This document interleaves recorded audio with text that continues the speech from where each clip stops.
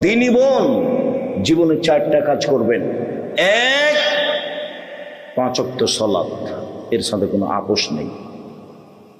2, হালাল রুজি অল্প হলেও।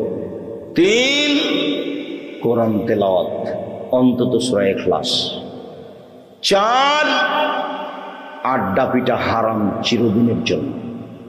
আড্ডা পিটা 2 ধরনের, একটা মোবাইল নিয়ে ঘন্টার ঘন্টা কাটা, আর একটা হলো দোকানে বসে কোনো জায়গাতে বসে গল্প করে আড্ডা পিটা।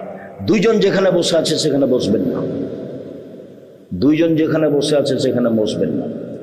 আমার মা যখন আমাকে বাড়ি থেকে বিদায় করতো তখন বলতো, 1, প্রাইভেট পড়ায়ও না। 2, কারোর সাথে বন্ধু তালিক করো না। 3, দোকানে বসিও না। 4, মানুষের বাড়ির দাওয়াত খায়ও না। এভাবে আমার মা বলতেন। 1,